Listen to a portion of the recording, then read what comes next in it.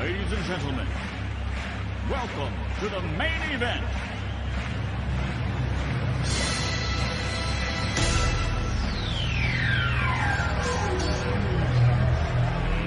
Let's get ready to rumble!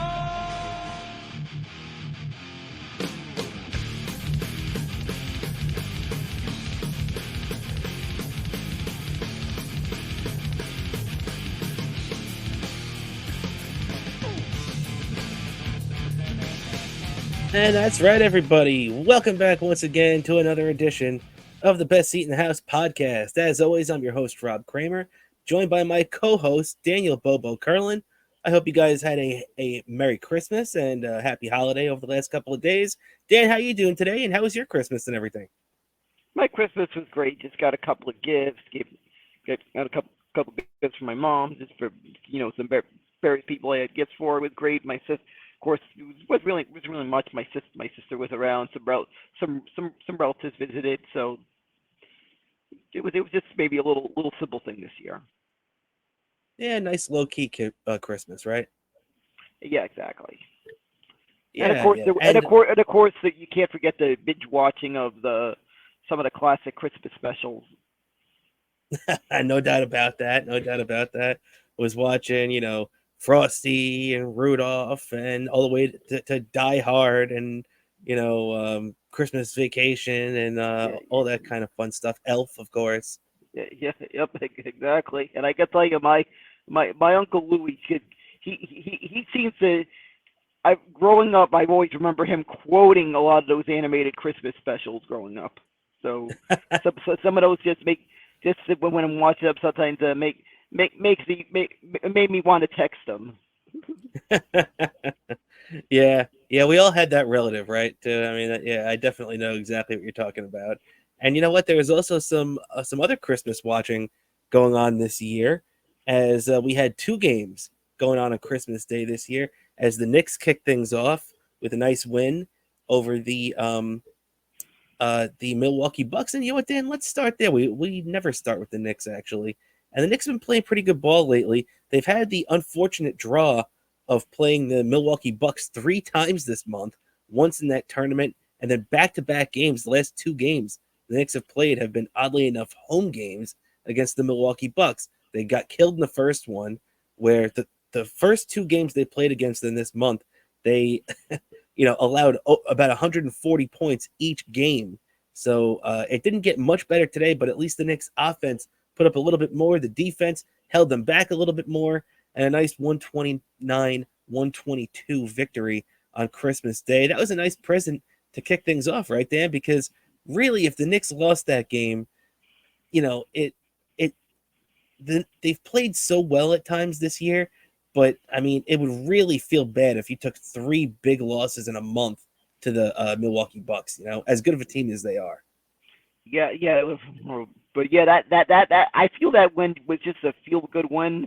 That I just feel like that win can carry a lot of momentum for this team. I feel like, and that was a nice way to go off to start the Christmas Day with a nice little celebratory win in a celebratory mood with a win. But then all of a sudden later in the day, it kind of the New York sports Bobo got a little bit came crashing down back to earth with what we'll discuss later on. What happened later that Christmas Day, sports wise, it is. Exactly. Unfortunately, the Giants came up a little bit short, but they put up a good fight. And like you said, we'll get into that in a couple of minutes. I mean, sure, right after the Knicks, we're going to get right into the Giants. But I did want to spend a couple of minutes on them real quick today because they do deserve to be talked about. The Knicks are a good team, 17-12. They're going into another game tonight against the Oklahoma City Thunder as they start, a little road trip here to finish out the 2023 portion of the 2023-2024 season. So just about done with that, as but one guy I really did want to shine a light on too, who really came up big in this game. He scored 38 points in this. Jalen Brunson, 28 points a game. Over that, actually, it's like 28.3 over the last 10 games. 3 of them going for 30. One of those games was a 50-point game explosion against the Phoenix Suns a couple of Friday nights back.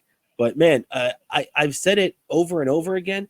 You can argue that Jalen Brunson is the Knicks' best free agent signing of all time, and he's only been here for 2 years. And you can argue he's the most impactful guy, I guess free agent wise, other than maybe Garrett Cole, uh, over the last decade too, right? I mean, it's pretty close. Yeah. I feel like this is probably one of the best free agent signings the Knicks have made in a long time. He's definitely doing his part in carrying the weight, but like I've said many times before, it can only carry so much. The Knicks need to make. I feel like they need to make some moves around the trade deadline to get a good supporting cast around Brunson, because as I said before, all the great championship teams, they all have the great supporting cast around the star.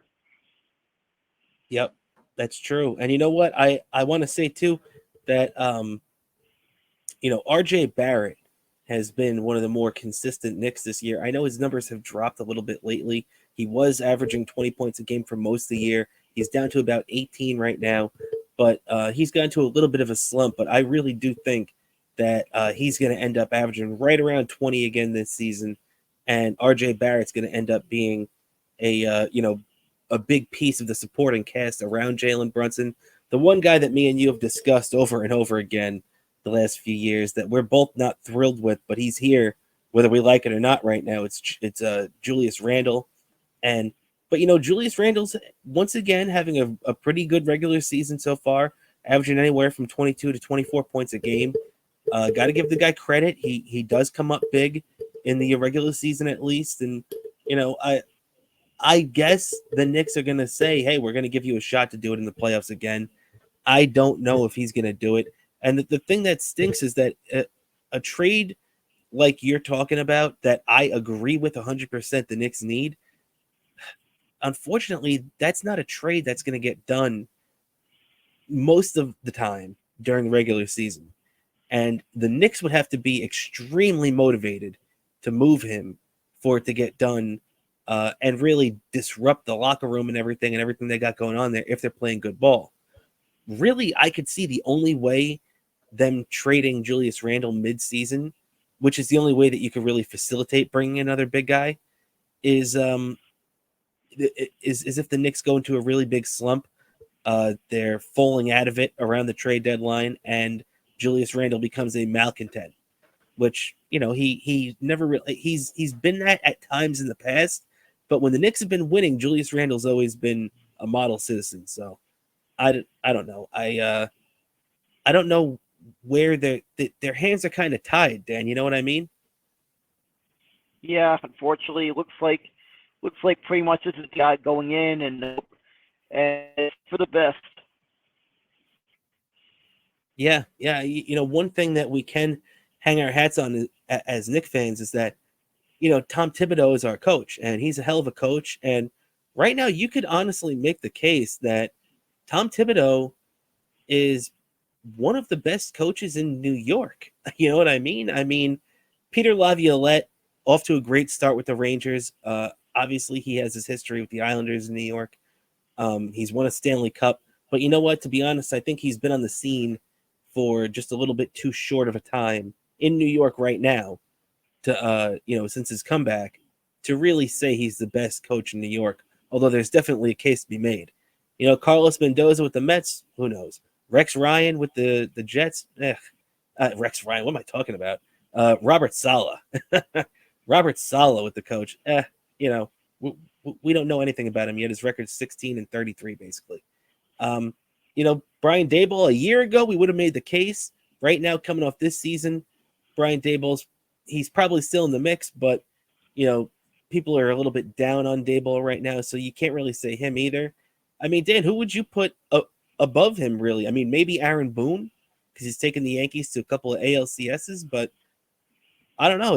It's tough to put many coaches right now in this city over Tom Thibodeau, Yeah, I feel like Tom Thibodeau might be currently the best coach in New York. Just just based on like how long he's been here and what he's accomplished. Yeah, yeah, you're right. I mean, he's won a playoff series with the Knicks. How many coaches over the last 20, the last 20 years can say that? Not many. So definitely, um, you know, a feather in Tom Thibodeau's cap right there. But Jalen Brunson obviously continuing to kill it. We talked about the Knicks kicking things off with a nice victory on New Year's Day. Now they're going to be I'm sorry, on Christmas Day. Now they're going to be kicking it on a little bit of a road trip where they're playing in Oklahoma City tonight. They're playing in Miami. Oh no, I'm sorry, it's actually Orlando on Friday, and then on Saturday they got a big game against the Indiana Pacers in Indiana. So those are three big road games where the Knicks really have to close out 2023 in a good way, right, Dan? I mean, you can't be losing two out of these three games. Yep, exactly. And also, I have to say, I noticed you got your Florida cities mixed up. Either way, the mix-up doesn't make a difference because either way, there'll be plenty of Knicks fans in the stands. Because believe me, I've seen it in times. Every time I've seen a New York sports team on the road in Florida, there is always plenty of New Yorkers in the stands. Oh yeah, plenty of snow. No doubt. There's always plenty of snowbirds in the stands. Yeah, man. I mean, I saw it firsthand when in March when I went to the Knicks game in Orlando, which obviously they're back there now later this year. But in March I was there for the Knicks against the Magic, and then me and my cousin drove down to where is it, Sunrise, Florida, to see the Rangers play the Florida Panthers down there. So definitely, exactly. I got the little snowbird the trip you're talking about. Yep, exactly. And you even got to see the Mets open their season in Miami, and there was not only a ton of Mets fans like there usually is when the Mets are in Miami. The Seven Line Army did an away outing there, and you saw there was enough and the Seven Line Army created a big enough section of Met fans that Steve Cohen decided to sit with a whole group of Met fans. Yeah, and the funny thing about that too is that me and my uncle didn't even know the Seven Line were going to be there, and we didn't buy tickets. But because we were Met fans, they just let us in there. And then in the middle of everything, we heard a couple of fans saying, "Oh, Steve Cohen is like a couple of sections over." And I look over, and you just see him sitting in the middle of it. It was surreal. So I mean, I didn't get to meet him. I didn't go over there and bother him, but it was pretty funny how he was so close to me, and he's in the middle of all these Mets fans just hanging out. So as much as I think he's a fraud now, that was pretty cool. yeah. Of course, also I have to say about that same game, there was so many Met fans in the stand that made that trip that game that they decided. I think some I forgot, some convention or something organizer did like a little Mets fan event at the Hard Rock at Fort Lauderdale. Like they did a whole they did a whole thing that they did a whole Keith Hernandez panel thing there. I heard. Not too many Met fans made that trip there. No, you're right. It was the day before opening day. They did that. I was actually obviously still in Florida for that, but I opted. I was at that casino like 2 or 3 days prior to that, so we saw all the advertisements for it, but we just decided not to go because we had already done a ton of driving and figured we'd take at least one day of rest while we were down there. But yeah, supposedly that was a really fun outing, and you're right. It was Keith Hernandez and a bunch of Mets guys were down there, and apparently it was a blast. Yeah. So they really just planned it really well, knowing that there's a lot of Met fans there. And at this point, who are they kidding? They need to make SNY of it. They need to make SNY and MSG Network and all the various New York sports teams available on the cable systems over there in Florida already. That's a good point. Although in a lot of the bars they're all readily available, but yeah, when you're obviously in a residential area, it's very tough to get that. So yeah, I agree with you 100% on that. And but Dan, I did want to keep us moving along here as we opened up talking about the Knicks' big win on New Year's Day. Unfortunately, another team in New York played on that day. It was the New York Giants. They took a tough loss to the Eagles, 33-25. But they played well. Tyrod Taylor really kicked this offense in the ass when he came in. They had a couple of big defensive plays where they had an interception brought back, and they kind of had the Eagles on the ropes for a little bit. What are your feelings about this team and this coaching staff coming out of this game, Dan? No, I gotta say, I gotta give a lot of credit to the coaching staff. The way they managed when the Giants were behind in this game, they seemed to somehow keep their composure and manage to stay in this game.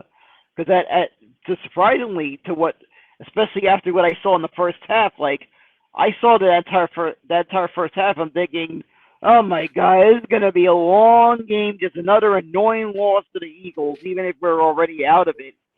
I'm just gonna have to deal with this. Another loss to the Eagles fans, probably getting heckled by every Eagles fan that I know on social media. That whole thing. But then all of a sudden, that second half, the Giants showed life. I said, might actually steal this win. It might be a Christmas miracle. And I was gonna ask the and I was gonna say, looks like I maybe actually am gonna be able to use that little monologue I was gonna do if the Giants would have won the game. I was gonna do on our Patreon show if the Giants would have won that game. I was going to do a monologue that was inspired by a scene in Christmas Vacation, and I had typed up the script and different things based on doing the game, incorporating the Giants game into it, and it was going to be inspired by that scene in Christmas Vacation when Clark was just having a whole complete meltdown after everything was just the shit was hitting a fan. The tree had got burnt down and everything, and he's trying to and he's all of a sudden trying to go chop down an evergreen outside to set up a tree. Oh, that whole thing when he's arguing with his wife. Yeah, it was inspired by that scene, but it wasn't meant to be. It was just another loss to the Eagles. And I just wanted to, I'm not going to be mean like that, but I just wanted to just say to Eagles fans, I hope you guys know Santa hasn't forgotten what you did all those years ago, what you Eagles fans did to him all those years ago. Yeah, Santa doesn't appreciate having D-cell batteries being thrown at him. yeah, exactly. How could you do that? I just feel that is the lowest thing you could do at a sporting event is throw shit at a guy and just having fun and going to the game in a Santa suit. That is the lowest thing you could do. Yeah, it's true. It's true. And, the Giants played on Christmas Day there, putting up a good fight, coming up a little bit short there in the end. But they're going to be playing on another holiday. They're going to be playing on New Year's Eve, where they get the Rams coming in. It's going to be a, good game. The Rams are an interesting team. Matthew Stafford's going out there. They got that rookie receiver tearing things up. Obviously Sean McVay's still a great coach, even though the Rams are a little bit down on talent this year. What are your thoughts going into this Giants-Rams game, Dan? Do you hope that you see, another good fight from your Giants again? Or are you kind of all in on just, screw the rest of this year. Let's lose these last couple of games and get a good draft pick?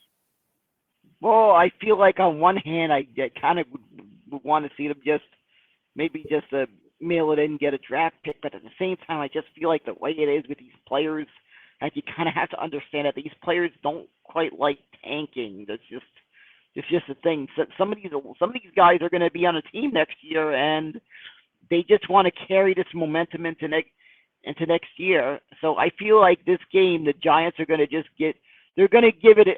I expect them to put up a good fight this game on Sunday. I expect them to put up a good fight. Yeah, I agree with you on that one. I mean, you don't want to see them getting blown out 40-0 or anything like that, because then that's when you start to question, your coaches and everything like that. And if they're getting these guys prepared to play, because like you said, guys are going to be on this team next year. We're going to be talking about the Jets' big win over the Commanders. I guess depending what your definition of the word big is, but That just goes to show you that teams don't give up. No matter what happens, they're always fighting to the last second to get a win. And the Giants are going to be coming out looking to play spoiler against the Rams. The Rams still have a shot to make the playoffs coming into this game. They, they're going to be fighting. They're going to be fighting for their coach. The Giants are going to be fighting for their coach. And it should definitely be a fun game, man. I mean, this is going to be the Giants' final road game of the year, I believe, because they finish up the season week 18 at home against the Eagles. Let me double check that right now. I'm pretty sure this is the Giants' final road game, but I don't know, Dan. What do you think? What can you gain out of these last two games now? For fighting, like you said, Well, for one thing, this game I would kind of New York team beat the shit out of an LA team because I'm sick of seeing that. Sometimes I get annoyed when years that my Mets had not much of a big off season, seeing a team like in LA like celebrating like that. I would just love to finally see something that we could have as something we could celebrate over. Because I've seen enough of having Los Angeles having something they could celebrate over. That's all I can tell you, especially with right? the super team they're building over there. Yeah, exactly. I just want to see the Giants kick ass. Show them that the East Side is the best side. East Side, and then maybe crank up some Wu-Tang Clan after.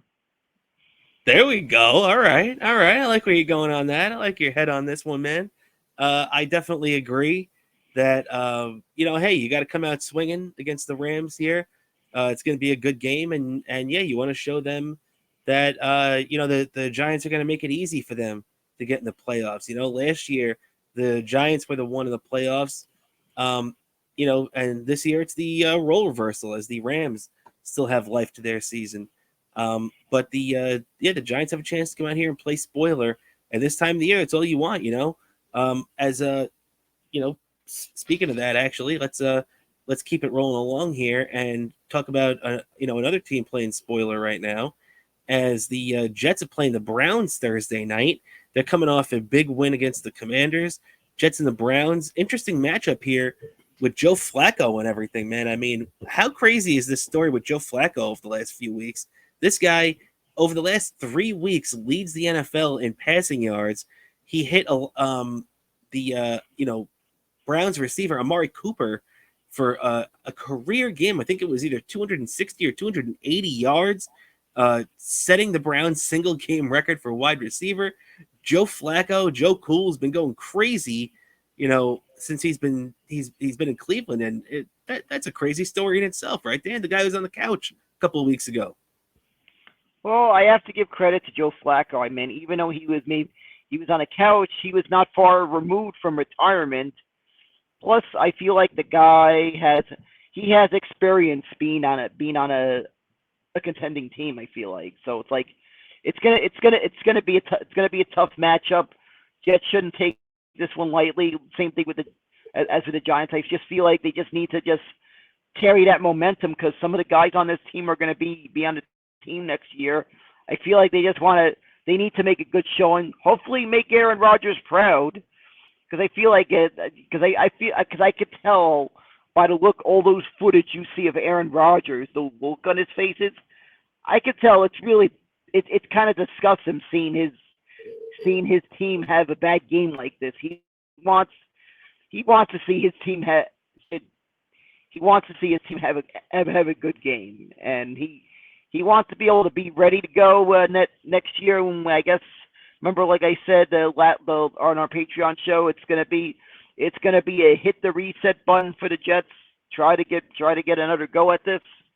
It's kind of what it be. And this is I think Pat for that. Also, since I have to say since the Jets happen to be in Cleveland and located probably a short drive from Cleveland is the Football Hall of Fame. So I pretty much can highly recommend any Jet fans that are going to this game that happen to be attending this game in Cleveland. Probably, since it's a night game, you could probably pull off a unique circumstance and visiting the Football Hall of Fame, and attending a professional football game on the same day. That's true. That's true. They had the Jets and the Browns actually played in the preseason, the Hall of Fame game earlier this year. So, and it was right there, right down the road, over there in Canton. And yeah, you're right. So now they're gonna be playing in the Browns Stadium this time around. Obviously much different feel, as Aaron Rodgers didn't play in that game either, because the Hall of Fame game was the first week of the preseason and the Jets didn't have him active for it. But yeah, Aaron Rodgers won't be playing in this one. But yeah, you're right, Dan. I mean, at this point, Rodgers, you could tell he's not all in for the draft pick at this point right now. He wants to see his boys win. He wants to see them go out there and play good. And Dan, what did you think also too? There was this little controversy that popped up this week about people complaining about how Aaron Rodgers forced his way onto the 53-man roster. Even though he's not going to be able to play in the game, it still allows him to practice with his teammates and everything. And people were complaining that because he's on there now, Nick Bawden, the fullback, got cut. But even though it didn't affect him at all, because he's a vested veteran, and he gets 100% of his money no matter what. So because he was on the roster for a certain amount of time. So Nick Bawden, the fullback who lost his roster spot, was fine with it. But for some reason, people were really vilifying Aaron Rodgers. And, Rodgers came out and clarified things, saying that he spoke to Robert Saleh and Joe Douglas and said that he didn't want to be activated because he didn't want anybody to lose their roster spot over him coming back, especially if he wasn't able to play. He said he wanted to be placed on IR, and that that he would just shut it down and not be able to practice, and that would be it for this season. But Robert Saleh and Joe Douglas, which I agree with, said that they have some roster flexibility, meaning that technically, yes, on paperwork, for 2 days last week, they cut Nick Bawden. But Nick Bawden was then immediately signed to the practice squad, and then due to their roster flexibility, was able to be elevated to the main roster when Rodgers wasn't able to play. So Nick Bawden was both active for the game. Well, he would have been if he wasn't injured, but he was on the team, and he still gets all of his money. Yet people still go out of their way to vilify Rodgers, even though Rodgers went out of his way to try to not take the guy's roster spot.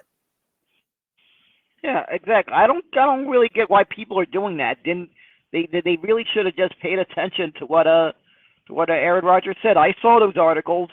I'm always looking as a co-host of a Best Seat in the House podcast. There's one Twitter. I'm looking constantly at the Twitter page of SNY a lot to try to keep as much catching up to all the New York sports news that tries to happen goes on. So I was very aware of what was going on in regards to this. Yeah, and I just don't understand. People just seem to take shots at Aaron Rodgers for no reason, and it's funny too because he mentioned he said on McAfee's show that anybody that's criticizing him for any of this garbage and everything, which they've come up with, he said that that they should announce their vax status before, because he thinks that most of the people that are really hating on him are just people that don't like him because of his stance on getting vaxxed, which he apparently did not get vaccinated, and apparently a lot of people don't like that. Yeah, Ben, I don't know what is it.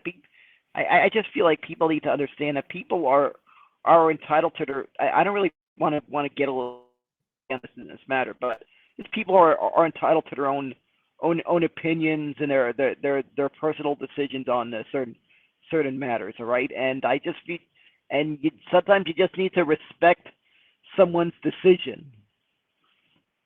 I agree, man.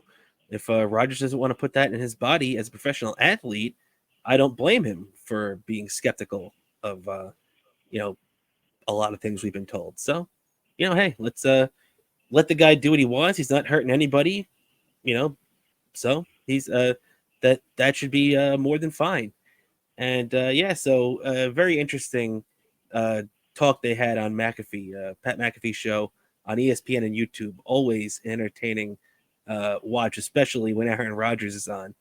But before we move on from the Jets, obviously, like we said, they got this Thursday night game against the Browns coming by. Which, by the way, Dan, as always, will be live right after on Patreon, right? Yep, exactly. We'll be live. We'll be live Thursday night. Back-to-back days. Well, technically, it's back-to-back days for us of doing this because for those of you who don't know, you always see this on usually sometime Thursday morning. You see these shows uploaded, but we film them on Wednesday usually. So for us, it's a back-to-back days for us of broadcasting. Of course, Thursday it's a Patreon exclusive, and it's only $5. $5. If there's any, and it makes a great little apology gift if you kind of feel like you forgot to get someone a Christmas present. And get a nice little subscription to the Best Seat in the House podcast Patreon. And even after football season, we'll have some content. You'll have like things like early access to my YouTube videos will be on here. You're also gonna get, of course, right now the NASCAR is in their off season, but once NASCAR season starts up again, you get Bobo's Trackside Minute. You'll get early access to our little footage of our highlights of our day attending the outdoor game in the Meadowlands on February 18th. You'll have early access to the footage we filmed of our day attending the game. And I can tell you it's going to be a nice little production behind it. I was just telling Robert about some of the ideas I had for the footage of us attending the game. Little idea. So it's gonna really. I feel like you're all gonna enjoy what we came up with, and you're even gonna get us maybe some videos of us maybe talking hockey after football season, and we'll even do I know it's a little too. It's still a lot of season left, but it looks like pretty much. I feel like it's almost a formality that the Rangers are going to be in the playoffs. You'll have us previewing each round of the playoffs, and you'll even not only that, Dan, we're gonna not only that, we're gonna be doing some NFL playoff stuff. Maybe giving our picks, for the NFL playoffs. We'll be doing some even regular season stuff for the Rangers. Maybe we'll do a weekly Rangers show or something like that. And also before spring training and everything really picks up, we'll probably even do a little bit of like a hot stove report and, with the Mets and the Yankees. And then once spring training kicks off, maybe even a little spring training report. Yeah, exactly. And maybe we'll even, another idea I once discussed with Cramer about, I was visiting the New York Transit Museum, and I just realized some of these vintage subway cars, especially some of the ones that were actually used on number 7 line, I feel like would be a great place to film a broadcast in.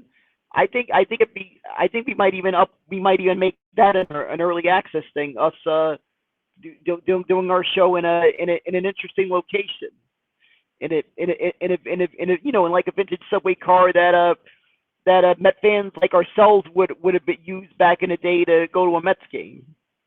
Would have been riding in back in the day to go to a Mets game. Actually, we remember those. We remember those subway car. The subway car I specifically have in mind. We remember when they were using those in our lifetimes. Exactly. And so a lot of stuff like that too. So if you guys want to subscribe, it's patreon.com/best seat in the house podcast. We appreciate all the support as always. And so let's keep it rolling along here now, Dan. As have you seen that obviously I've been very critical of this Mets offseason. Me and you have discussed this offseason at length so far to talk a little hot stove here. But right now, supposedly the Mets are interested in former Nationals, White Sox, and Cleveland Guardians pitcher Lucas Giolito. I don't mind Giolito. He's an okay pitcher. He's a good strikeout guy. Gives up a lot of home runs. But this to me feels like a Wilpon signing. This has been a Wilpon offseason for the Mets, and frankly, it's been disgusting. You're telling me that the two pitchers you're going to build this staff around next year are Lucas Giolito and Luis Severino? And Giolito had by far the better season last year with 14 losses and a 5 ERA. This is just a joke, man. What is David Stearns and this front office and Steve Cohen doing? This is a joke. Well, at the same time, I feel like a lot of this has been more on a David Stearns the David Stearns part, since you got to remember Steve Cohen's maybe the owner. He's the one that's dishing out the money, but you got to remember all the big decisions like free agent signing and stuff. David Stearns is kind of handling the baseball things. He was brought in to be like the baseball guy, the guru, and right now I feel like he's not coming through. I feel they need to make a big move, even if it's maybe one big move, maybe one big free agent pitcher. I feel like they need to do something if they might have to maybe they plan on doing more free agent signings, including, of course, hopefully re-signing Pete Alonso next off season. But I feel like they need to get they need to get someone that could help maybe in the recruiting process of free agents. I agree, but though, Dan, you said about Alonso. They can't wait until next offseason when he hits the free market. They have to lock Pete Alonso up before he gets to free agency. And Scott Boras has said time and time again this offseason that Pete Alonso is open to an extension. Now, the Mets just offered a pitcher that never pitched in the big leagues over $300 million. How about you take the portion of that money and give it to a guy that you drafted in the second round and turned into a 50 home run a year hitter? How about you take care of a guy that's been in this organization for the last 5 years, 6 years, whatever it's been at the major league level, and has played, all-star level baseball? Take care of your own, Mets. They're always willing to go out there and pay other guys, but how about you pay a guy that came up through your system? Yeah, exactly. I feel they need to get on the ball with that, especially once spring training starts, because I feel like the contract extensions that happen before the season start, they seem to always happen around spring training. I don't know if you've noticed, if you've picked up on that. So I feel like the off season at first is always the first foremost is what players they need to add to the team, and then once they get to spring training, that's when they focus on the players that are still under contract. That might be maybe have a year or two left under contract that they want to assign to extensions.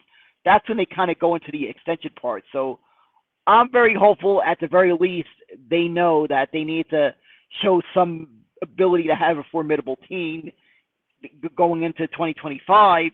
And I feel one of those players that could show that that could help in that is extending to Pete Alonso.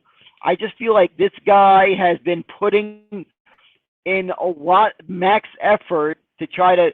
This guy was under the radar when he was drafted by the Mets in the second round. He just flew under the radar even in his college career. He just flew under the radar, but he kept playing and he kept putting the effort. He kept putting up the numbers. He was like, "I'm going to show you." He's like, "I'm going to. I can do it. I can get there." Every step of the way, he's just quietly showing what he can do, and putting the effort to be able to have that ability to do that, and it paid off. And in 2019 he got called up to the big leagues right out of spring training, and right from the get-go was showing he had one of the greatest seasons in he broke so many MLB records. He broke the Mets single season home run record, the Mets rookie home run record, the rookie all-time home run record, and I think there might be one other that before him, but I think he might be a rare time you see a rookie win the home run derby, all in the same year. He put up those numbers. Judge was the only other one. yeah, was the only other rookie that won the home run derby. And coincidence, I guess there's a coincidence it happened in the same city. So, Yeah, within a span of a couple of years. Yeah, so I feel like just like the Yankees were able to pull off signing Aaron Judge, who represents that generation's fan base, a generation of their fan base. I feel like Pete Alonso represents a generation of Mets fans, and they need to definitely do what they can to avoid the tragedy of 1977. Yeah, well, look, the thing is, and you're 100% right about the Seaver analogy. Look, he is the new David Wright now. It was Mike Piazza, then it became David Wright. Now it's Pete Alonso, and Pete Alonso is like the guy. Like in 2012, the Mets knew they had to give David Wright an extension. Now that was the right move at the time. People can criticize it now, but nobody knew that in 2013, David Wright was going to pretty much break his back and get, the condition that he had to deal with spinal stenosis for the rest of his career that really, hamstrung him and hurt the Mets. Although the Mets, which people leave out too, recouped a lot of that money because of the injury. So obviously that contract didn't work out. Pete Alonso right now is not that guy. Pete Alonso is healthy for the most part. He plays 140, 150 games every year. This is a guy that, absolutely, if the Mets start protecting their players and not letting guys like Charlie Morton throw inside and break his hand, and, the guy misses a couple of weeks, and comes back, maybe a little bit too early, which really hurt his season last year up until he got hot in maybe mid-July.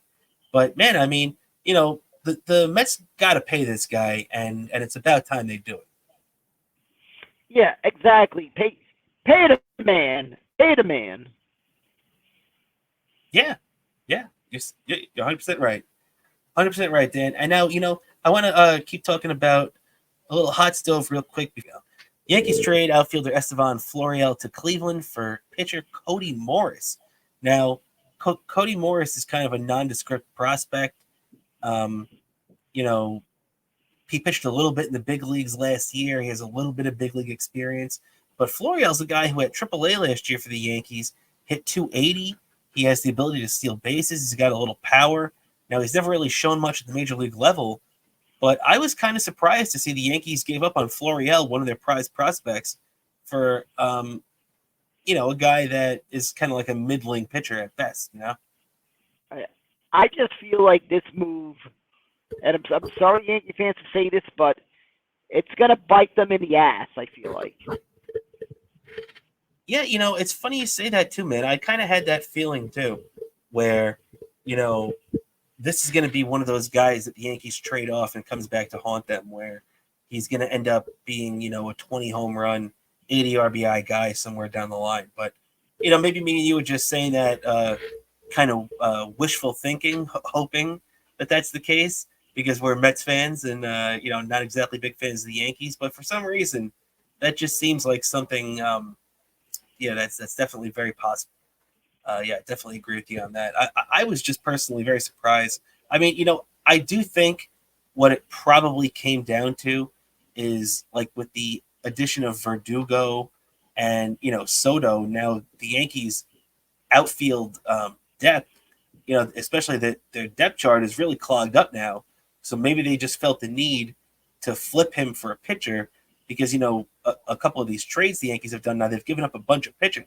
I think at least in the Soto and Verdugo trade, at least 5 or 6 pitching prospects were dealt in both those trades. So I could see that logic going into it, but still it's kind of surprising.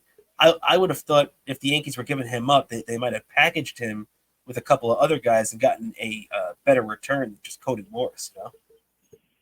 Yeah, exactly. But it's a move they probably had to make. They need to have that pitching depth because I feel like all the teams that expect to do anything during the season, it all comes down to pitching.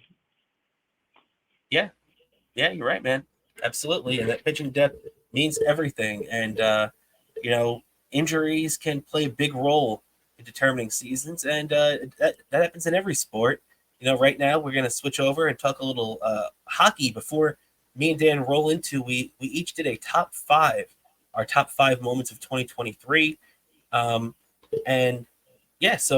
But before we get into that, we're going to do a little New York Rangers hockey talk. The Rangers have been dealing with injuries all season. Luckily, it really hasn't mattered. The Rangers have kind of played great all year. They returned to the ice tonight against the Caps after their couple-of-day break. They lost last Friday, but came back really good on Saturday, ended up with a big win Saturday night to head off into their couple-of-day break. Return now Wednesday night. Big game against the Caps. The Caps are 17-9, coming in after a big win a couple of weeks ago against the Rangers against their former coach. What do you think going into this, Dan? What's your confidence level with the Rangers right now? I'm very confident in this team. I just feel like this team just seems to have a great team mentality. It just looks like, and I just feel like Peter Laviolette has just gotten the most out of everyone on this roster. I feel like, and I just feel like this. I don't want to say the word that it goes with the initials SC yet, but I just feel like we're on the cusp. This team is on the cusp of greatness. I feel like right now it's just. I just feel like it's gonna be one exciting season. This second half of the year once it goes up into the part where it's.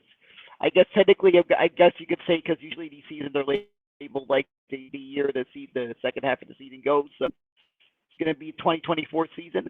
I just have a feeling we're going to look back at the 2024 Rangers and going to have really great memories of this team, I feel like. And it's happening right in front of our eyes as we're watching it. And this is one of the few bright spots in the world of New York sports is this Rangers team. And I made it I made an appointment that if I'm out during the game, I've DVR'd the game and I'll watch the next day if I missed it because it's just one of those seasons. It's words can't describe what it's not that often you just get to see you watch one of your favorite teams and you see this team look this good all year long, and it's looking like it's shaping up for a magical season. And of course, I got to say one more thing going into this game.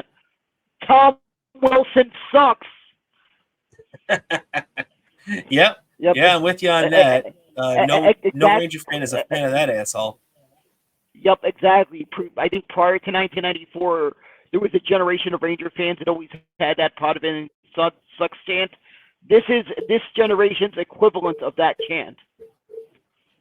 Yeah, definitely. Not a fan of Tom Wilson. You're right about that. So he'll get the Garden faithful riled up tonight, I'm sure. Rangers hoping to keep their winning ways going and taking out a hold on, we're filming a show.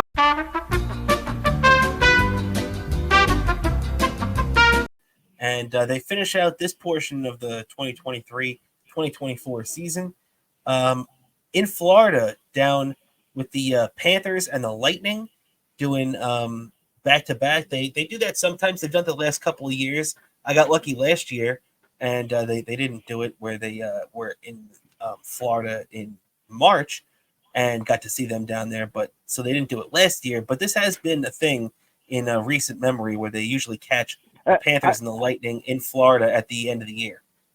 Actually, correction. Last year, I saw pictures. You did post pictures of you at in Sunrise last year. You were at last season. You were there in March. No. I know I was, but I was saying that that they were in March. That the Rangers were in Sunrise last March, as opposed to where they've done it in the past at the end of the year, like they are this year. You know what I mean? Yeah. The Rangers would have been in December last year. Well, for one thing, I gotta say, probably there could be a couple of New Yorkers that probably are on vacation right now. So it's a perfect timing for some New Yorkers that are on vacation in Florida. Probably catch two games in Florida. They rented a car. They're going to be attending the game in Tampa, then drive drive on down to South Florida and attend a game at Sunrise, and maybe and then maybe hopefully celebrate a Rangers win in Miami. Exactly, man. And you know what? With that, let's go right into our top 5. We're done with the Rangers. We're done with everything else now. Let's go into our top 5 of the year, and we'll see this real quick first.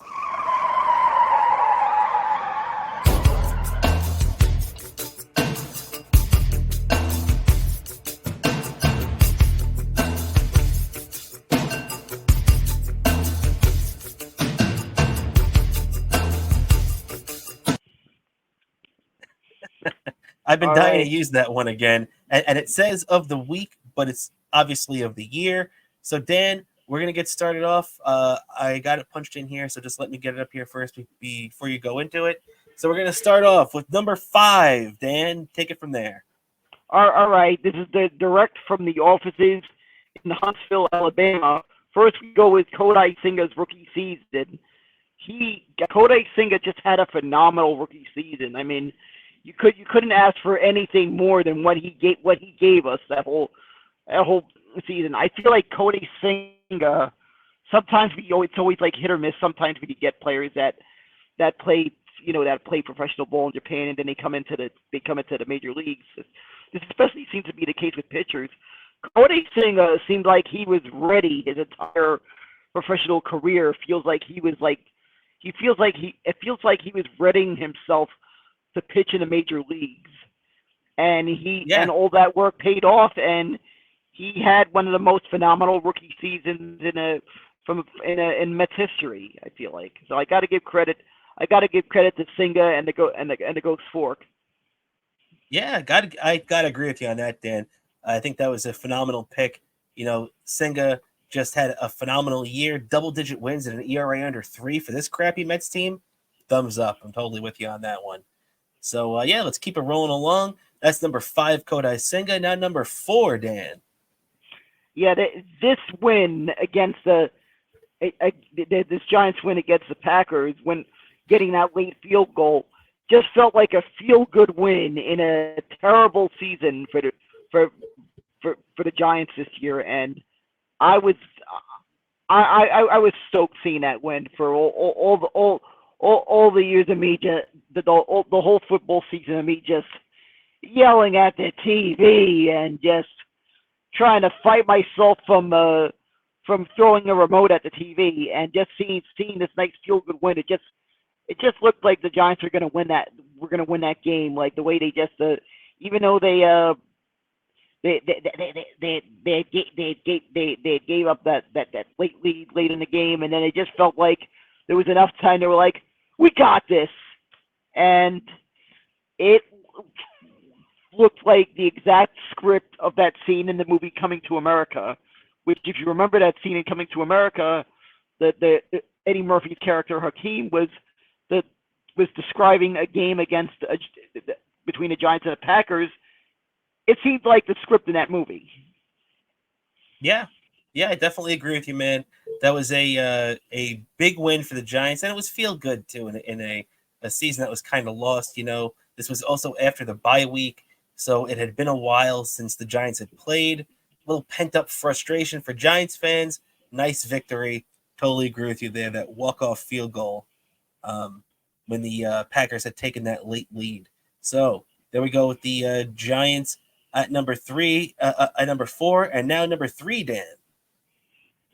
I definitely have to use this one. This game, I feel like, right now, this is the current season.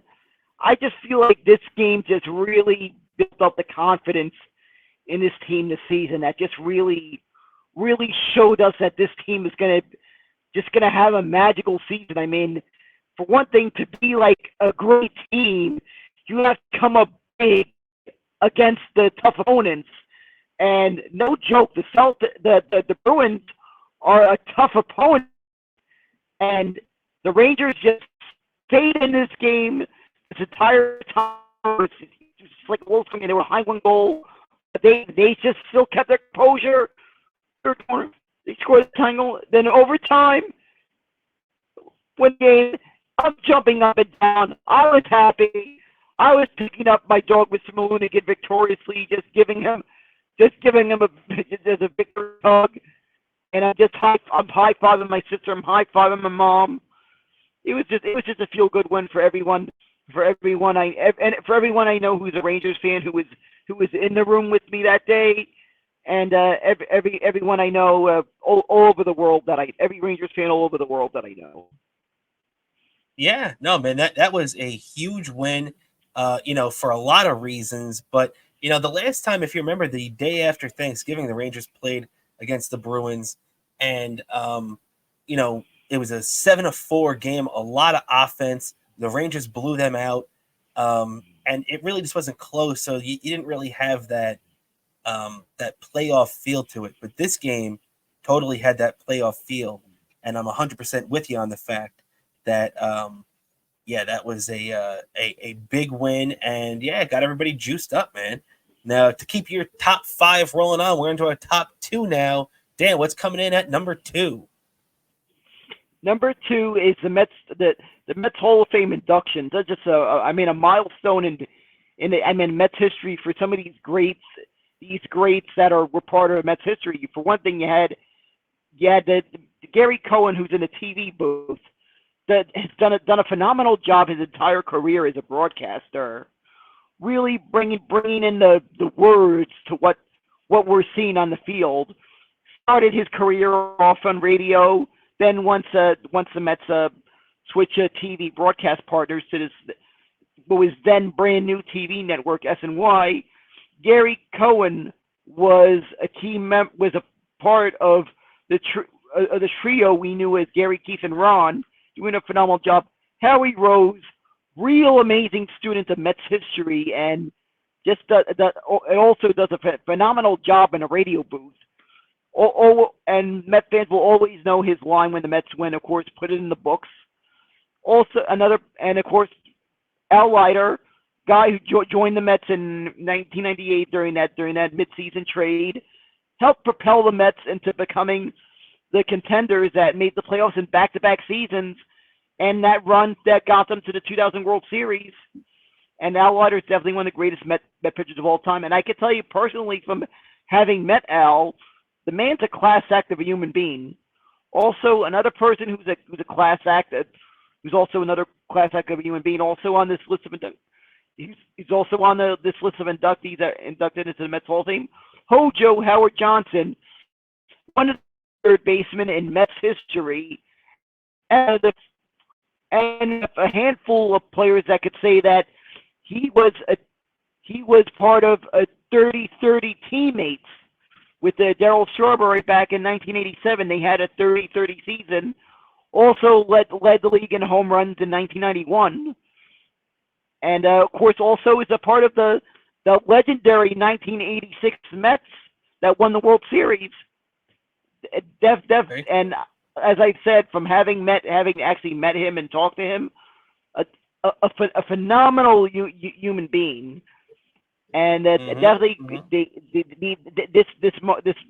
this moment, I feel like in the moment I really couldn't say anything like big. It was kind of a down year for the Mets, but this was I feel like one of the key highlights of the 2023 season. Yeah, I agree with you, Dan. It was definitely a great day for the Mets. Gary Cohen and Howie Rose, obviously, just the voices alone, amazing. Yep, and yours truly was in the stands for this, by the way. Yeah, and then the two great players, Al Leiter, Hojo. Hojo was my first favorite Met when I was a kid. But yeah, man, I definitely agree with you. Unfortunately, it was like the rest of the season where there's a lot of great fanfare around it, and the Mets went out and lost that day. So definitely, a fun day, even if the output on the field wasn't that great. But Dan, finally, we get to Bobo's top 5 number 1 moment of the 2023 season, Dan, or the 2023 year. Dan, take it away. Well, this moment, I think it was such last minute when we were preparing this together, so I didn't have time to look up the date this happened. But this was a regular season game against the Tampa Bay Rays, I believe in May, or maybe it was in June. But what I can say is that we were behind, but the Mets just had that late rally, Cap Alonso walk-off home run, and of course that moment that got seen. Well, this one you may have only saw it if you saw it live, but we have footage of it when Pete Alonso, and right after that interview, when Pete was very excited after that walk-off win, he yelled out, "Let's fucking go Mets." That's right. That's right, Dan. This was one of the key moments of the year. You're right about that. One of the funny things that got everybody going was definitely a viral moment after he said it. And Yeah, let's take a look exactly. And it got caught on live camera when he dropped. There was no beeps. Like he got, it somehow ended up being seen on live TV. Him dropping that excited F-bomb. The best way to describe it. Exactly. Let's take a look. Pete, congratulations on the night. Thanks for the time as always. Hey, thanks for coming out, guys. Let's fucking go Mets. All right, there. Yep, exactly. I just feel like that was just a very New York excited moment for him. I feel like, because let's face it, it's New York. You probably been excited and dropped a couple of F-bombs, and I just feel that was a very New York celebratory moment for Pete. Totally agree with you on that, Dan. Definitely a great moment for Pete. Great moment for the Mets. And there you have it. There's Bobo's top 5 for the 2023 year. And we're going to do mine real quick, and then we're going to call it a day. But, yeah, I think you did a really good job, especially, like you said, last second little project we had there. But, yeah, getting the top 5 together, definitely awesome top 5 there for you, Dan. So we're going to switch over to my top 5 now. Kramer's top 5. And there we go. We're going to kick this thing off with the Mets defeating the Marlins 5-3 on opening day. As Dan mentioned, I was in the building for this, which is why it makes the top 5 for me. It was awesome being there, me and my uncle, in the stadium down there in Miami. March 30th of this season, we were just wrapping up a spring training trip and realized the dates kind of worked out finally. The Mets opened in Miami, so we decided to take that in too. Max Scherzer threw a gem, ran into a little bit of trouble in the 6th, but still got the win. So that's also a cool thing. Hall of Fame pitcher starting that day. Love that. Mets getting the win. And yeah, man, I mean, just an all-around feel-good day. You remember that game, right? Yep, I was watching that game, and fortunately, as we know, the season didn't turn out that well. But that game just felt. I mean, at least at that start of the season, it felt like we had high hopes going in after that game, going into the game and after that game. But at least it was. I guess I could say it's a highlight of the season. Yeah, that was definitely pretty cool. So as we said, yeah, definitely number 5. Mets win opening day in Miami. Seems that those wins against Miami were the only wins they had all season, almost, it felt like. But now we're going to be moving on to number 4. I have as April 26, 2023, the Knicks defeat the Cavs 106-96. I think it's 95, actually. I screwed that up. But either way, to advance to the second round of the NBA playoffs. I think that this was one of my favorite games of the year because, it was just everything that encapsulated what we needed from the Knicks. Another big game out of Jalen Brunson, RJ Barrett having a big game, Julius Randle actually showing up and a chance for them to advance and everything. So just, and not to mention, it felt really good to beat Cleveland because of them landing Donovan Mitchell after the Knicks failed to get him the previous offseason. So definitely a feel-good win all around that game, not to mention advancing to the next round of the playoffs, right? Yeah, that definitely was a feel-good win, and it's like not often we get to celebrate something, a victory like that with as Knicks fans, and that was a feel-good moment, even though the season ended in disappointment as we've seen many times with the Knicks and we've experienced a lot of playoff disappointment in the 90s.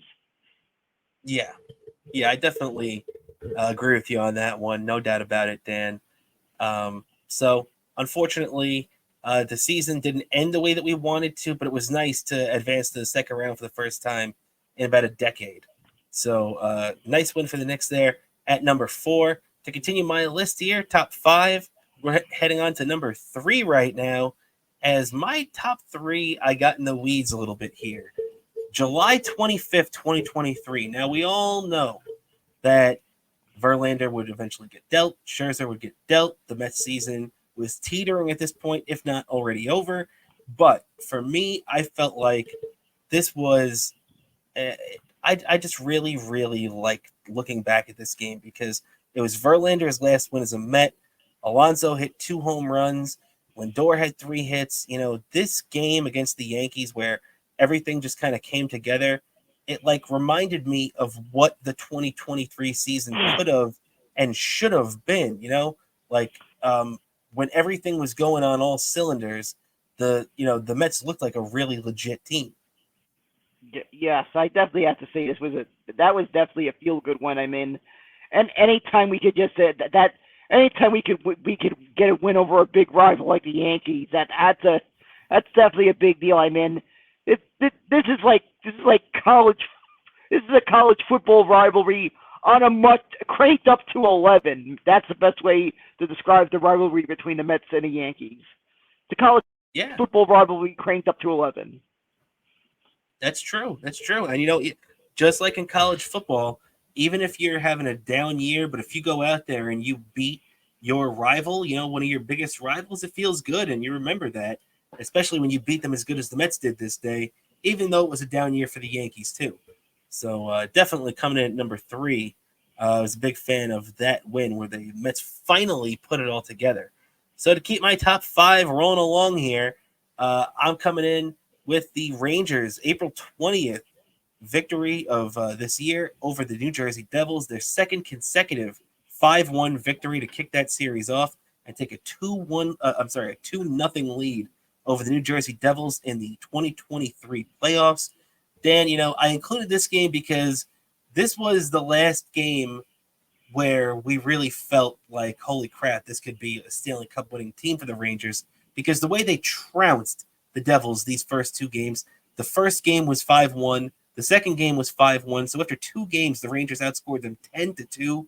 Chris Kreider had 4 power play goals these first 2 games, if you remember, 2 in each game, so he already had 4 goals through 2 games. Man, it was just it was phenomenal to see how the Rangers looked, and still shocking how quickly it all fell apart. But man, the Rangers, this final game here, where they really just destroyed the Devils, was really reminded me of everything this team could do. Yeah, exactly. I just felt that when that game happened, I mean, this is before we all experienced what happened with that series.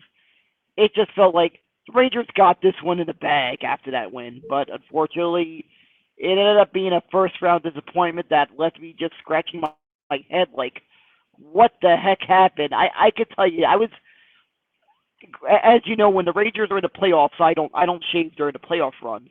Well, after that game, I was angrily shaving my playoff beard after that because after that first-round exit. Yeah, no, I agree with you, man. That was definitely, it was that was as shocking of a playoff loss as I've seen as a Rangers fan. There have been a lot of times where the Rangers didn't come out on top, but I've never been as shocked by a playoff loss, except for that one. Definitely, especially the way it just all fell apart. So, that's unfortunately the high point of the 2023 playoffs for the Rangers was that 420 game. So to keep it rolling along here and put up the final spot on our top 10 list, really, the first 5 from Dan, the next 5 from me. This one is going to be it's a tough one. Just like Christmas Vacation. And my number 1 is the Aaron Rodgers running onto the field with the American flag before the Jets' 22-16 overtime victory over the Bills, which unfortunately started and both ended the Jets season because Aaron Rodgers would get hurt. But this is a this is a scene right here that will forever fill my mind with what could have been, the things that could have been. How I've never felt more joy watching my team come out than on this one right here. But unfortunately, that that moment didn't end the way that us Jet fans wanted. But still, I feel like with everything that went into that season, with that moment and that game, and the incredible way the Jets won in overtime, and just the emotions of everything about that game, I feel like how could that game have not been my number one? You know what I mean? Yeah, exactly. I feel like that's a good choice, even though that game had to be a big. I mean, right at the beginning of the season is a big disappointment. I mean, I just imagine the footage in black and white of every Jets fan watching that game was probably the oh no, like that, like that little video real life versus infomercials. I feel like Exactly. it looked like that for what I'm imagining in my own head for every Jets fan watching that game, because I'm watching this game as an outsider. So, but just seeing that, I could just oh my god, I'm like I could only I'm just saying oh my god, my co-host has got to be cursing up a storm after this happened. I just I just I just hope I just hope Murphy was okay, because he probably heard you yelling and it was probably barking up a storm after that. Because I know that's usually what happens with my dog if I'm yelling at the TV or yelling, like being that upset like that. I know my dog's gonna start barking like that. Well, Dan, I was too shocked to be yelling at that point. Yeah. The yelling came after, but yes, definitely agree with you on that one. So tough game there, tough injury, but definitely my number one moment for the year. And I think, Dan, with that, we're going to be calling it a day and a year. We're going to be live one more time. Well, actually, two more times technically on Patreon, but this is our last time on regular YouTube until next week, 2024. We're going to be coming live on Patreon tomorrow night. If you're watching this on Thursday when it debuts, we'll be live tonight at 11:30, following the Jets Browns game. We'll also be live on Patreon following the Giants game on Sunday afternoon. So keep it tuned into our social media channels and everything, and we'll keep you updated when we're going to be going live. But yeah, so for the 2023 year, Dan, that we're going to be shutting this one off, although we will be doing our best of dropped probably on Saturday, but it also could end up just being on New Year's Eve itself. So either way, we'll have that special, that New Year's Eve special coming at you with just a rundown. Pretty much, it's going to be our best of 2023, featuring interviews with Bob Levy, Jake Asman, the great Eastside Dave McDonald, and some of our favorite bits and stuff that we've done throughout the year. Right, Dan? Yeah, exactly. And for all of us at Best Seat in the House, from all of us at Best Seat in the House podcast, to all the New York sports fans all over the world watching this, I want to wish all of you a happy New Year.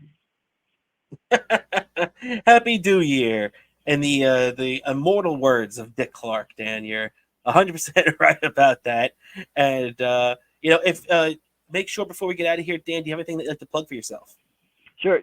I gotta say my Twitter account Bobo103NYC, my Instagram Bobo718DK, and of course YouTube's one word Daniel Curlin. Absolutely, check Dan out there. Don't forget to check out our channels here on YouTube. Obviously, Best Seat in the House podcast. Give us a like and subscribe if you haven't already. Check us out on Rumble. Also, don't forget to check us out there. But obviously on Twitter, you can check us out, bsith_podcast, or my last name, Kramer NY. And finally on Instagram, at Best Seat in the House Podcast. So thank you, as always, to everybody who supported us throughout 2022 and throughout 2023, our first full year. 2022, we started in March. 2023, our first full year doing the Best Seat in the House Podcast. So pretty cool. Thank you for the support. For my co-host, Daniel Bobo Curlin, I'm Rob Kramer, and we'll catch you later.